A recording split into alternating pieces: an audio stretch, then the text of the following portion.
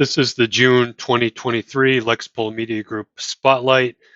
I want to share with you content and information we've been working on throughout the month of June.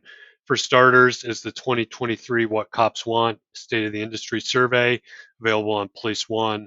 Thrilled to have more than 4,000 law enforcement officers participate in this year's survey. By filling out this short form, you can get access to the survey results and analysis from several industry experts. We had more than 4,000 officers participate, and this year we focused on it's two specific things. One is just the stress of working in law enforcement, and then the fallout from short staffing. The results of the survey were also a topic of discussion for this recent Police1 webinar, which you can watch on demand.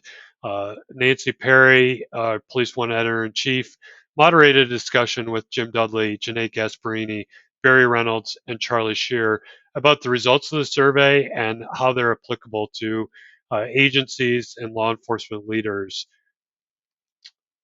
Another fantastic article, piece of content on Police1 in June was this human interest article by Sarah Callum, senior editor. Sarah spoke with several law enforcement leaders that attended an event called the International March of the Living at the former German Nazi concentration camp Auschwitz, and really incredible piece about their experience and reflection from attending this event, and then the commitment of law enforcement leaders that attended to create training programs to help police officers better understand their role in preventing hate crimes and crimes of bias. So please check out this fantastic article by Sarah. We also had a new human interest article on FireRescue1. A senior editor, Rachel Engel, talked to Giselle Fetterman, the wife of Senator John Fetterman, about her goal to become a firefighter and how she's joined her community's volunteer firefighter department, and how she finds meaning in this community service, and her encouragement and inspiration to other people to get active in their community in any number of ways, including serving as a volunteer firefighter. So I want to thank Rachel for this article, and for Mrs. Fetterman for participating. I should say firefighter Fetterman for participating. June was also the Firefighter Stand Down. It's an annual event to recognize a specific safety hazard or threat to firefighters. And this month, or this year, the focus was on lithium-ion battery fires. And through a podcast, many articles, some downloads, our experts on FireRescue1, not only talked about the risk and how these fires happen, how to fight these fires, but then also the role of fire departments to work in their communities to prevent fires. So we'll have a link to all this content in the notes for this video. We continue to do webinars across the sites. This EMS litigation update on EMS1 featured Doug Wolfberg and Steve Worth, two really prominent EMS legal experts, giving informative, up-to-date, and relevant information for EMS providers and EMS leaders about some of the legal pitfalls that they face. Speaking of on-demand content, our brand studio also does webinars, a recent one about the grants process for fire departments and receiving grant funding, not only to receive it, but how to research, avoiding common mistakes, developing a competitive need statement. And Sarah Wilson, Vice President of the Lexipol Grant Division, was one of the speakers for this really informative and useful webinar. So if you're looking for grants information, maybe even if you're in policing or EMS, I bet you'll find useful information in this webinar. Another type of brand studio content we do is looking at specific products. So Staccato gave us access to their new compact size pistol. Our expert firearms instructor and police officer, Todd Fletcher, put this new pistol through its paces as he taught courses, and got the feedback of many of his students and wrote up essentially a review of this, not only the quality but the performance of this pistol. So another example of the type of content we'll create for sponsors. If you've watched in past months, you've heard me mention the State Your Case column that Jim Dudley and Jill Schultz do. It's a pro-con debate where they each are assigned a side by a flip of a coin, and then they got to work through that, the pros and cons. They've done a couple dozen of these now.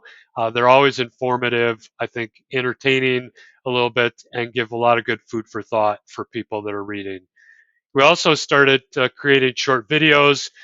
Here Jim speaking, sharing his point, and then in a moment Joel will have a chance to speak. So look for more of these State Your Case debate videos on Police1 on Instagram.